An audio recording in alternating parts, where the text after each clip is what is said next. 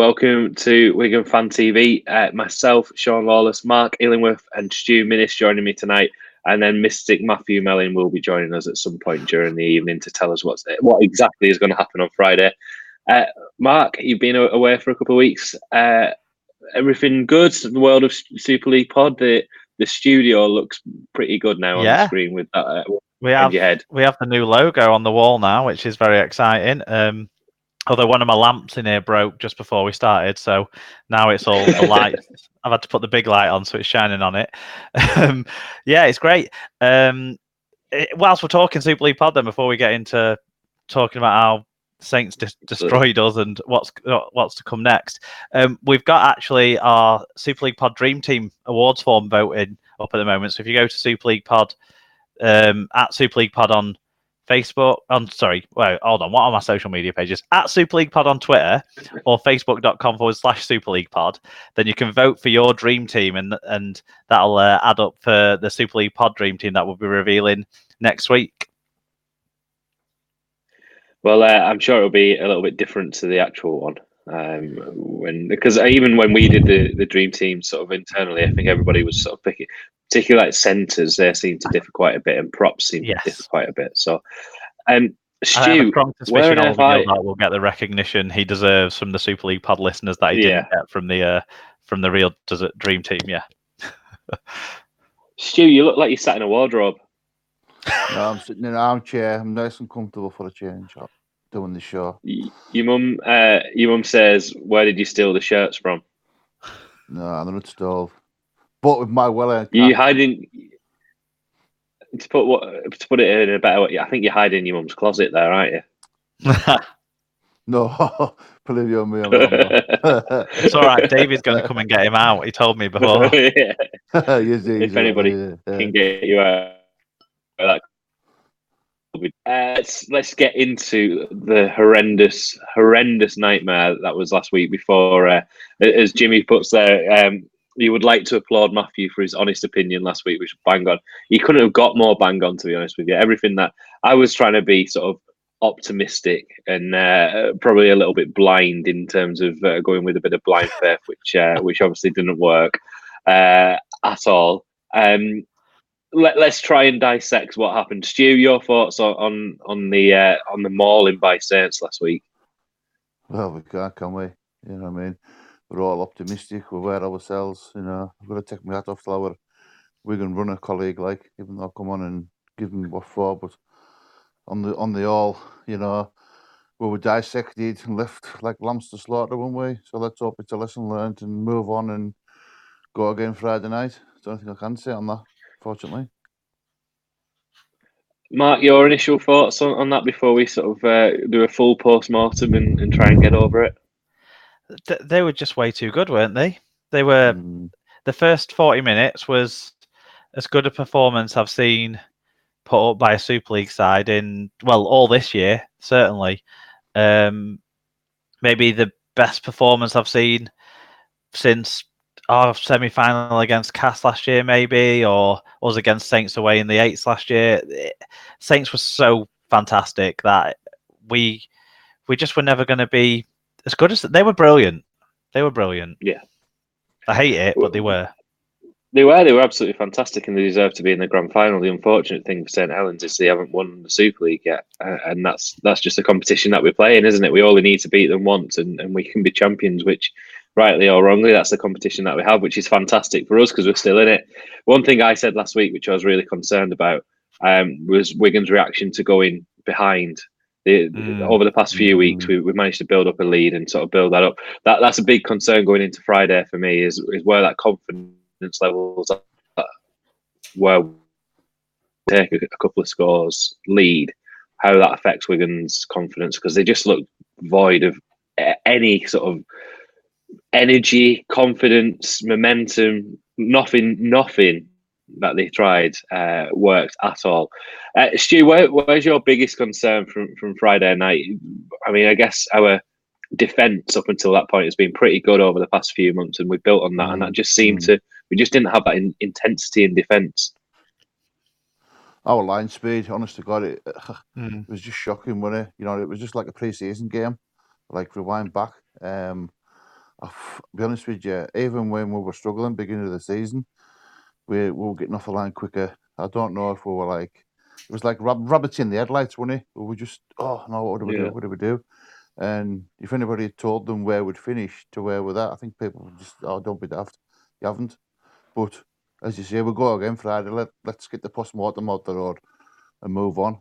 Do you know what I mean? But no, it's one of them things, innit? You got to move on, rebuild, go again, which we will. We've got to end of. You know what I mean? And as you say, Sean, we haven't beat them this season. We've only got to beat them once. So let's do it. You know, Yeah, let's put all the eggs in one basket and let's really, really go for this. You know what I mean?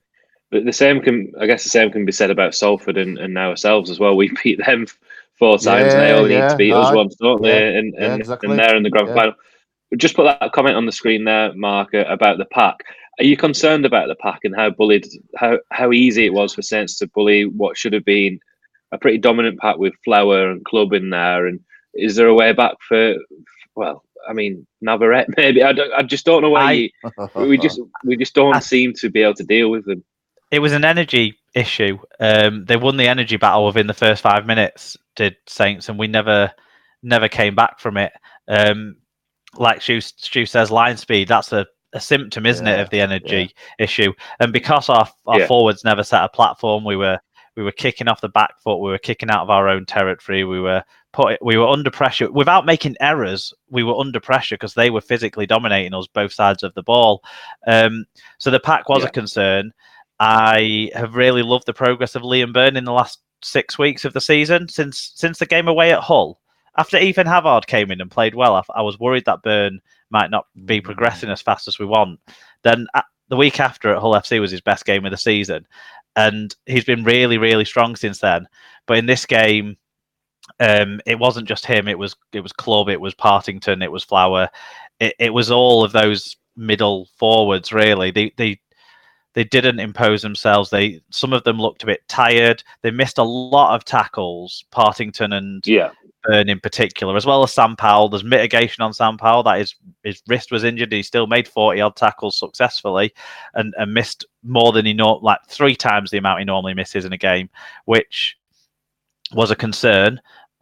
So yeah, energy and missing tackles and not quite meeting the opposition, both with and without the ball, it's a huge problem. And I think, we probably do have to bring in a different forward onto the bench. Navarrete from the 19 would be the only real option. So I'd be bringing him instead of maybe Liam Byrne, maybe Club. I'd be reluctant to leave out Club or Flower, even though they looked a bit tired and old, like some people have said, but I'd want Navarrete. One of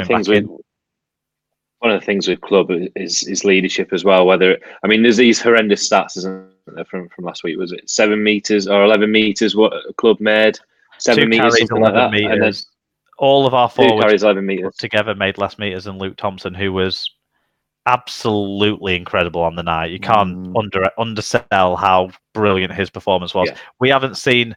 This is why we're signing someone like George Burgess and, to a lesser extent, Mitch Clark next year, because we haven't got forwards who impose themselves, prop forwards who impose themselves with the ball at the moment. We don't have big carry meters.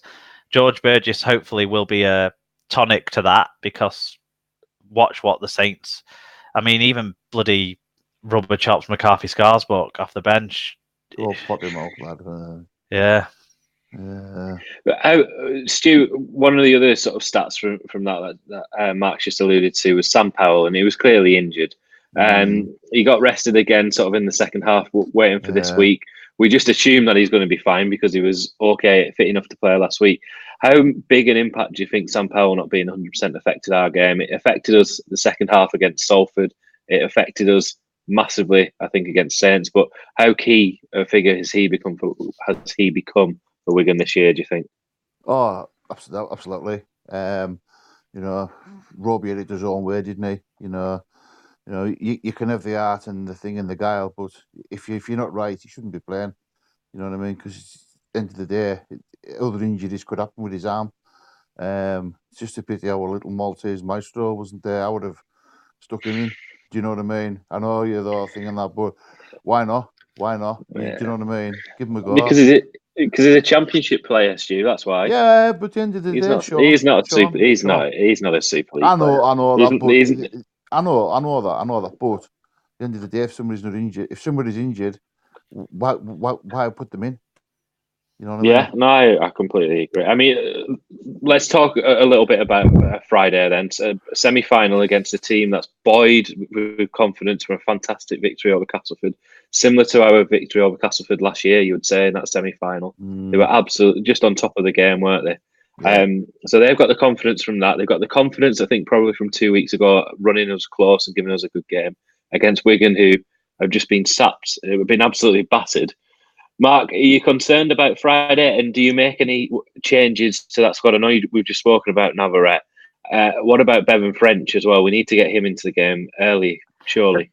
The problem for Bevan French is that Burgess hasn't made a mistake now for 2 games. He's played his best rugby of the year probably in the last 2 games, and his other best performances of this year came against Salford. And Marshall hasn't done anything to deserve being dropped, has he? So whilst we all love what Bevan French can offer, it's difficult to see how he gets in ahead of those two on the wings, which is the position that we all feel he's best at now for this team. Is Burgess offering anything in attack though? Although he's played, defensively sound defensively sound in the 40-10 Salford, didn't he, the other week? He made a couple of breaks against Salford and set up a try. And do you think he's offering enough compared to the Joe Burgess of old? Or comparing him to Bevan French? He's not playing at the absolute peak of his powers, I would say that, but I don't think he's playing badly enough to get moved out at this stage, personally. But okay. I don't know. I'd have played French in the centres last week against Saints. I'd have given that a go. Even though I like Hankinson, I love what he does. I'd have rather had him on the bench and French starting in the centres. But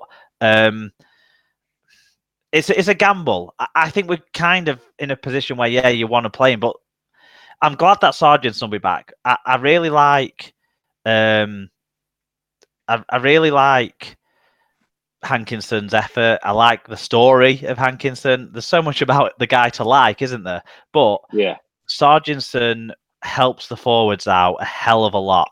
He has 20 carries a game. He will tire out those second rowers. I think having Sargentson back in the side will be a huge boost. If Sargentson's not fit, I'd play French in the centre to start with and see how that goes. Yeah. Okay. My other question, though, is Joe Greenwood's been left out. Now, I know Joe Greenwood's not had a great season, but probably he has had 5 or 6 really good games, a lot of poor games. But his best 3 games of the year were all the regular season games against Salford. So, absolutely, yeah, absolutely. I mean, Stu, your thoughts on that? Obviously, Greenwood missed out on the 17 last week. He's missed out on the 19 this week to make way for Sargentson. What changes, if any, would you like to see on Friday? Bearing in mind, I guess that Adrian Lamb's pretty much said he doesn't want to make that many changes. He wants to give the players that were involved last Friday an opportunity to redeem themselves. Regarding the Bevan French issue, I agree with Mark about Budgie. Maybe lost a bit of his confidence, but his defence is, he has, isn't he? Yeah. Come on, What about sticking Bevan French at fullback? Because the way I see it is electric pace. We've got Zach Hart. You can't take Zach Hardacre away from fullback. Put him in the centre, man. Give him a go. Do you know what I mean? Put Hardacre in the centre. Yeah, I would. Take our best player playing. It's an option, but it's a rubbish option, Stu. He had a great game against Salford in the centres when he had to play there earlier this year. Well, it's an option. Where's Matthew Melling? Because I feel you two. Mark's trying to sort of make up. Mark's trying to make up from your little falling out a few weeks ago. So anything that you say, Stu, Mark's just going to agree with you. I disagree with you. I play Hardacre at fullback. Hey, everything's. It's not a stupid idea. I'm telling you, man. Exactly. Oh, you're stupid. Look at him. He's sat in a wardrobe. Stop storing. Listen, Mr. Lawless. Stop stirring the wooden spoon. That's all I'm saying to you there, so sunshine. Thank you very much. Let's have a nice show tonight. Calm. Come on. We can't have a nice show. We've just been battered by Saints. Do we think we're going to be dominated to the same extent? And do you think Salford, even if they do get on top of us in the forwards like they did 2 weeks ago, are going to be able to actually execute like Saints executed? I don't think Salford are going to be able to execute like Saints executed. So it's all on that start, like you said, Sean. We're going to come up with. I think the big thing with Salford. Go on, Stu. Excuse your Bevan French. Excuse my Bevan French. But I think we're going to come up with our backsides on fire. Absolutely, get into them. You know what we've got to lose. If we're lost without, if we win, we're through. End of the day, you know what I mean. I think we've got to, and I think Adrian Lamb said that in his post-match interview, which was probably the right thing as well, is we're going to have earned this right to have this second chance, haven't they? Mm-hmm. It's there for a reason. Somebody's got to have it. Where the game I think is going to be won and lost for me is that interchange, and that's why I think Adrian Lamb's got to get that interchange absolutely spot on this year, this week. We've spoken, Mark, quite a lot in the past about the combination of club and Flower together, but we're not seeing that at the moment. It's one on the pitch, one off the pitch for a lot of the time, and I just wonder where they're going back to that old sort of club. And if they set the tone early doors, might be the way forward, but then you leave that inexperience potentially on the bench. But at the end of the day, and I mean this with all respect to Salford, when your forwards are Lee Mossop and Gil Dudson and they're dominating us 2 weeks ago, that's the time where you need to sort of be a little bit concerned and stand up. There's a reason why Gil Dudson left Wigan. There's a reason why Lee Mossop left Wigan. And I think it's time for those players to step up, the likes of Ben Flower and Tony Clubb. And I think Tony Clubb will be massively up for this game. And he knows that he's got a point to prove because those stats are absolutely embarrassing. Can we talk a bit about our leader and our hero, Sean O'Loughlin, as well? Because do we think it was the right call? Sorry. Do you think it was the right call to start him? Do you think he was starting out of sentimentality because it was 450th game and that was a little bit of a mistake by us? Because actually, what you're sort of talking about, we want to be able to bring someone experienced in when we have that raft of interchanges in the sort of middle part of that first half, don't we? Especially if we might fall behind at that stage, bringing someone in who can control things and calm things down rather than someone else who might just give more penalties away. So I think go back to Smithy starting, O'Loughlin off the bench, and then with what you do with Flower and Clubb matters less for me then, because you've got O'Loughlin's experience off the bench. You don't need Flowers. Yeah, spot on, and I think that's. I think Adrian Lamb got it wrong last week with O'Loughlin. I think he let sentiment play a part in that, and that's a shame really, because for Morgan Smithies to make those 72 tackles the week before starting and then to go on the bench doesn't send out the right message really. But I understand, 450th game, but you're playing, you're not at the DW. We had a big fanfare for his 400th game. He got given a gold lettering on the back of his shirt and all that kind of stuff. They did the right things off the pitch, but that shouldn't affect the pitch, I don't think. And I think Lamb got that wrong last week, and thankfully. Right, we're going to bring the guru in now. Can we put that Salford? I guess is a Salford fans comment up on the screen about Gil Dudson. Yeah. Unfortunately, I think we need to acknowledge. Hey, hello. We've not had the opportunity. We've not had the opportunity to watch Salford as much as we would want this season overall over the piece because they've not been on TV enough. But hopefully next year we'll see them more. And Gil Dudson has been really, really good this year. For his standards, he's been way better than he's been probably since 2013 when we won the double and he contributed in that side.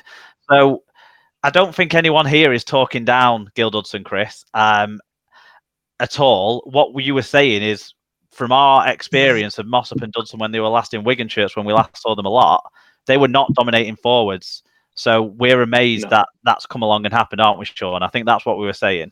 Absolutely. I mean, Dudson properly lost. I remember Dudson getting absolute, as most players did, in that Sydney Roosters game at the start of 2014. And he was an absolute liability in that game. And I think that showed for Sean Wayne at the time the standard where he wanted the players to be and the standard where they were, particularly in the strength. And that's why we went out and obviously bought Frank Paul Nuasala and sort of changed our idea of what the forward should be. That didn't work out too well.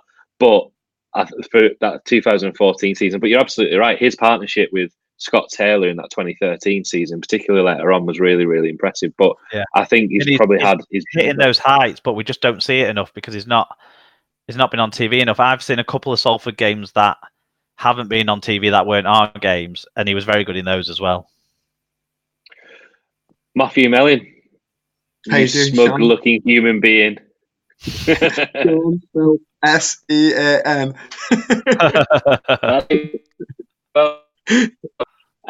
Matthew, you're getting a lot of credit on the show by people watching and by us for getting that absolutely bang on last week. So you predicted the result last week, 40 points to 10. You told us exactly how it was going to happen. Remind us of that second part of the prophecy that you told us about last week. What happens this week? Yeah, I say it even more now. So St. Helens needed to win that game. Can I just say before I say this, please nobody bet because of what I'm saying. I don't want to ruin anybody's lives now where they think anything I say will be right. So basically, Saints had to win that game, didn't they? They really did because they've lost so many big matches in the last 2.5 years that if they lost that game, they would have then lost to Salford or Castleford, who they would have played next. They would have lost again. So they had to go out in that game and put on a really good show, and they had to put a scoreline on that made it look like they destroyed us. But the fact is, we wouldn't have let any team, no matter how good they were, beat us like that if it was a grand final. And we knew in the back of our minds, even if we lost that match, whoever we were going to play next, we're good enough to beat. So I'm still saying I think that we'll beat Salford. And I think that I don't even think it's going to be that close. I know Salford have been good recently and they've won a few tough games, but you know what? I think Salford have already done well for what everyone predicted they would do. And I think Salford can end up losing this match and still say we made a good show of it in the playoffs. Wigan will win comfortably on Friday. And then when it's the grand final, Wigan are going to find a way to win against a better team, which will be St. Helens, but we'll do what Leeds used to do 10 years ago in all these big games where in the regular season they weren't the best team. We've got to slow them right down, give penalties away. I hate saying this, but it's the way to beat them. Give penalties away at the right time and give away 2 rather than 6. Because if you were, I know I'm getting a bit technical here, but like if you're in a position where you're about to give a try away and you can give a penalty and no, you're not going to get sin bin because the referees seem to just warn players rather than actually give them sin bins when they commit a professional fail, you may as well give away finals. 2. Yeah, especially in finals, especially Sam Tompkins last year. You may as well just give away 2 points rather than 6 if you think there's more than a 33% chance at that point that they'd score a try, which is usually more than 50% of the time if it's right in front of the post. So you give away 2 every time, don't you? Or stop the momentum. So anyway, I think that's the sort of game we need to play against Saints with our big match experience. And yeah, stand by it. We're going to win the grand final. Good. I know we've got to beat Salford first, but I feel confident we'll do that on Friday. Thanks, Matthew. Alan says that he trusts you. So there you go. You've got Alan's trust. You got my trust as well. Even if you trust me, don't bet on this. I don't want people to blame me if they now start thinking that I'm getting everything right. It's all luck, really. I'm not missed it. Okay, so out of pure curiosity, Spencer says, and if you were to just go, Matthew, what would you go for? Not for a bet or anything. Well, if I was going to go for the result on Friday, I think Wigan are a little bit hot after what happened. While I get my betting app open, go on. And then I think, you know what? I think it could be close first half, but I think we'll run 8 comfortable winners in the end. I think that we'll win by more than we won in the first game against them. I think we might win by 12 to 14 points, 12 to 16 points on Friday. No chance. Stu, you're shaking your head. What have you got to say for yourself in your wardrobe? No chance. The Lion, the Witch, and the Wardrobe. Narnia over there. Go on. Hey, not wrong with that, lad. It's a good film. Cracking film, lad. Hey, listen. I think we'll nip it there. I think we'll just nip it there. No golden point, but we'll just nip it. I like the man's optimism in the top of the corner of the screen. But all I can say you like his what? Optimism. His self-belief, his guru, his busy say. Last week it was the old mystic. Hey, The old mystic Matthew, he's been in that crystal ball again, isn't he? Well, let's just hope we're right this time and we get to the old scum towers. Do you know what I mean? And let's do it. But I think we'll nip it. But at the end of the day, I think it could change if it's going against us when Mr. Joey Lusser comes on. I think that could be the change. We kind of need to Stu, keep crack it me a up. close, tense game so they don't bring him on early. yeah. Kind of like Yeah, exactly, Mark. Exactly. last week. Yeah. Keep him off the pitch for as long as possible. Exactly. Or Mark, score 2 tries early. Where are Wigan going to win this game on Friday, Mark? We're going to win this game through George Williams, and we're going to win it late on with a bit of Liam Farrell magic. It's going to get us all turned on. So I'm going to go Wigan by 8, but it's going to be a heck of a ride. And if it's as enjoyable a game for the neutral, but with the same result for the Wigan fan as the one 2 weeks ago, then I'd more than take that 18-10 or whatever it was. Yeah, I'm hoping. I mean, after last week, my confidence in my predictions is obviously completely shot. So take this with a pinch of salt. But what I'm hoping for is a similar semi-final to the Castleford one last year, and because that was like the perfect confidence booster for the grand final, wasn't it? To nil a team and put in that kind of performance was fantastic. Now, to nil Salford is going to be some effort, particularly with the attacking threats that they have. But I think we need just that good, solid, confidence-building performance set through to the grand final. I worry about a potential, scraping through and the confidence and the energy levels that I've seen. We were devoid of energy last week, and that obviously came from that Salford game as well. So, I'm Matthew. I hope you are spot on, and I hope it's one of those where I hope it's all over by 60 minutes for us, and we can sort of take George Williams off and things. Last week, go on. You guys are saying we're going to win dead easy, and I said we're going to lose by 30 points. And now I'm the one saying this week we're going to win dead easy, and you're saying not. So I think we should ban all 3 of you from the show. Well, Stu and Sean, I'm happy with that, as long as it means that we can win. It only takes 2 hours and 20 minutes to get to Wigan, mate, from Maryport. So watch yourself. Hang on. Can I just say one other thing as well? This week, Stu, I don't know what you mean. I don't know what you mean this week. I'll send you the translation book down, Matthew. Don't worry, son. You've not said it that much this week, to be honest, Matthew. Right, a couple of quick points to take us off sort of Wigan and Salford. I think we've all decided that we're going to win and all that. What else would you expect? Blah, blah, blah. John Bateman, Dally M, back row of the year. Mark, first year in the NRL, he's absolutely killed it. Could you imagine sort of 12 months on that, we would be talking about him being basically the best back row? I wasn't expecting it, but I wouldn't have been surprised either. We know what a character he is. We know how he came to us and became the best back rower in Super League. So it's not a shock, is it? The kid's got so much tenacity and desire as well as talent that, good luck to him. The one thing he needs to be more careful of is when he talks to journalists, in inverted commas, because that's set the cat among the pigeons this week, hasn't it? Giving him some unwanted attention, but the wanted attention for the way he's been playing. How amazing has he been? He's inspired me and you to both have Canberra jerseys, so there you go. Hey, do you know, I've had this for a few years. Do you know who inspired me to get this?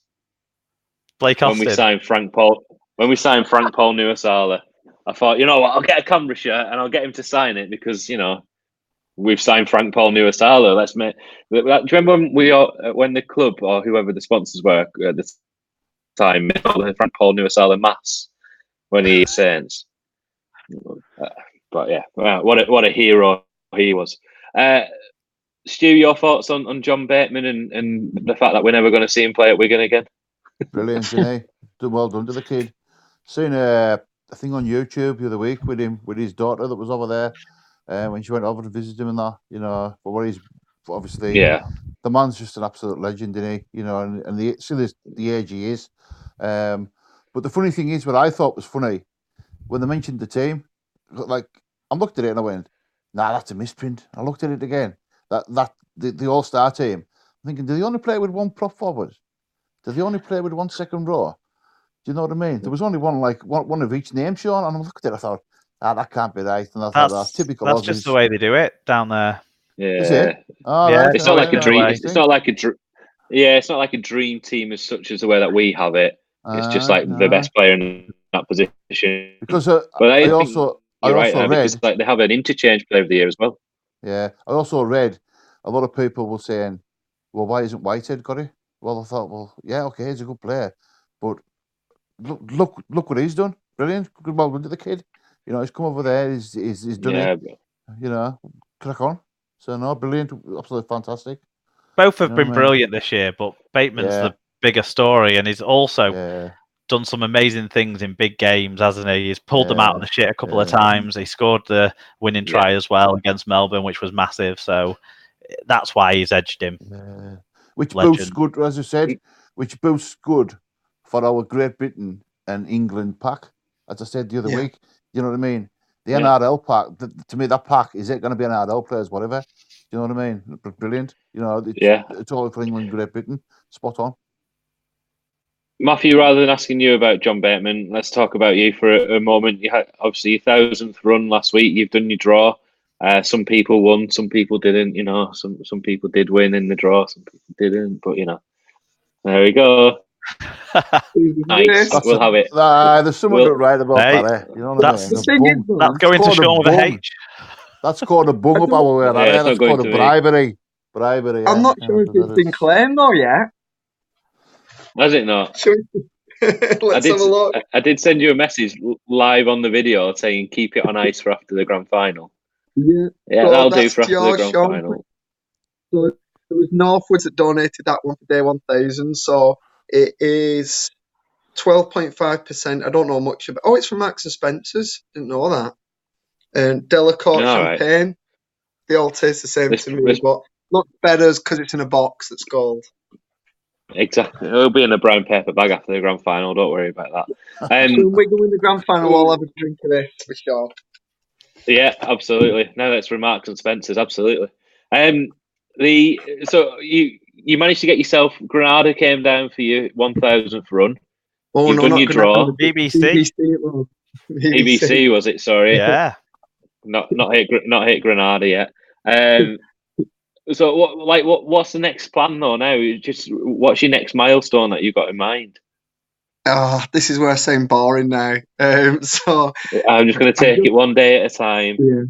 Yeah, it is. So I've just run tonight. The reason I was on late because I just did a where am I running Wednesday, through somewhere obviously close by.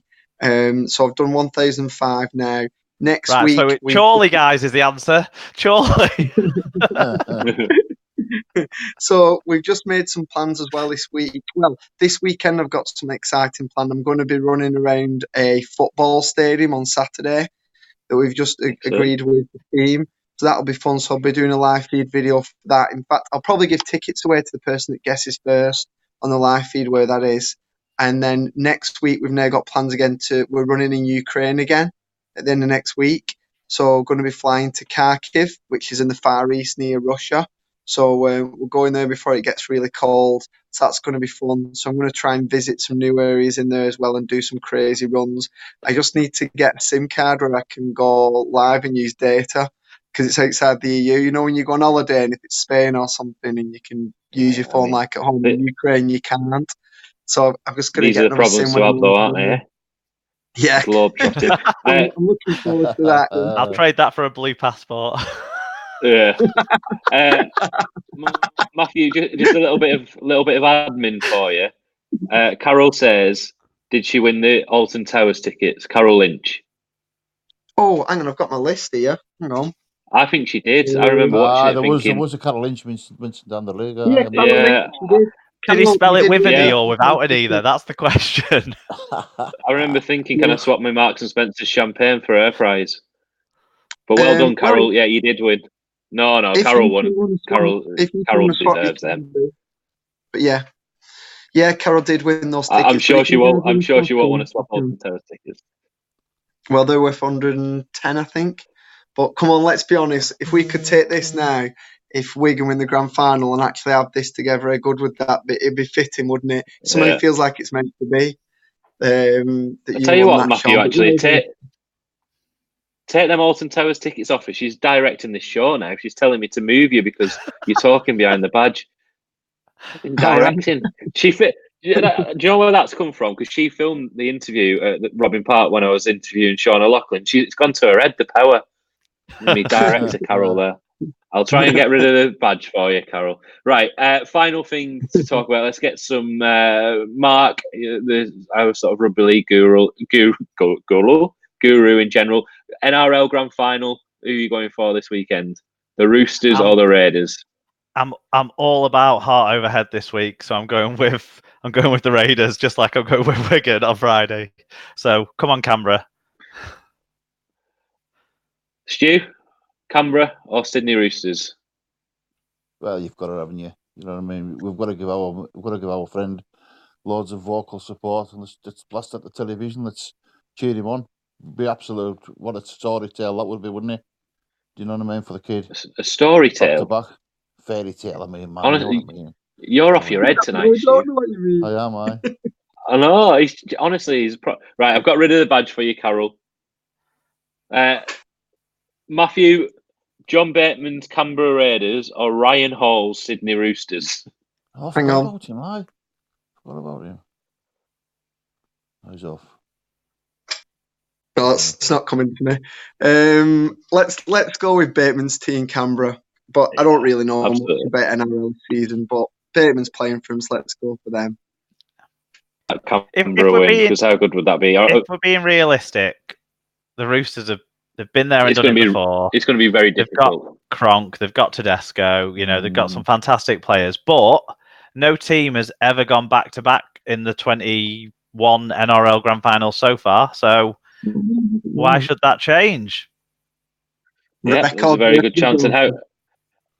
And we've spoken about this before, but how good would it be for? There's lots of things to happen to get this to happen to make this happen. But a Wigan Canberra World Cup challenge next year would be fantastic to see George Williams and John Bateman and Ryan Sutton back at the DW. So right, let's hope that we've got another preview show next week, because we know what that'll mean.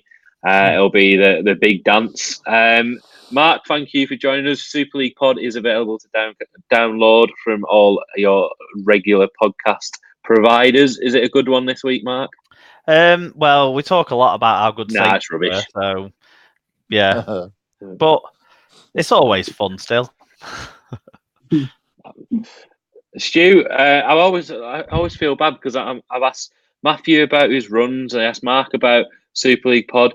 Any patios this week? Any sort of challenging gardening things that you've got lined up for us? Just the usual. Been doing a path today, Carlisle. Finished that off. Got to see a job tomorrow at Keswick. Do you do fencing? Yeah, we do fencing as well, pal. Yeah. Is it getting tough now when the weather's like this? I love it, but we just keep plodding on, get our heads down, and keep going. You've got to. And what this is where you should be mentioning your business name. Is your big moment. I might consult you on some ideas around Costa del Files then. No bother, lad. I told you. Listen, Mark, I told you, lad. When the time's right, let me know. Tell you to go and speak to your local TB branch, my son, and get it through me, and you'll get a good price. Told you that the other week at the game. Hang on, Matthew. I wasn't talking to you. I was talking to my mate Mark here. I'm only joking, Matthew. I'm only joking, Matthew. Hey, Matthew, if you want out, son, any of the lads on the group thing. But Sean Lawless, I want to say something before I go. I don't know if you've watched Red TV this week. At the end of it, Chris Vadlinski walked the back of it, and you see them two spineless muppets taking the mick out of him. I thought, away, man. Look at them, gloating. Fair enough, gloating. But not to take the mick out of the chief executive. I thought they wouldn't like it. I don't watch it because I don't want the views.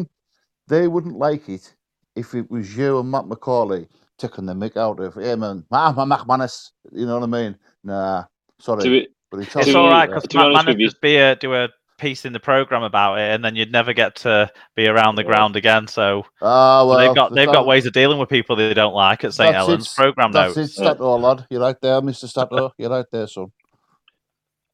Two final words for you. One, Matt has done something very similar when we were doing the social commentary about Ian Lenigan, as Ian Lenigan was walking past. So how we got back into the DW after Ian entirely sure. It was obviously all tongue in cheek, but heart in the mouth moment when that was happening. And finally, Reese there. So Matthew, Carol, who won the Alton Towers tickets, her son Reese, he's doing the coin toss on Friday as well. So a nice little story there. So well done, Reese, and enjoy that. So he's doing the coin toss for Wigan Salford. Everybody, thank you for watching. Like I said, hopefully we'll have another show next week. If we don't, we will have another show, but hopefully we've got a game to preview. Thank you for watching, and we'll see you all next week. See you later, man. Thanks, guys.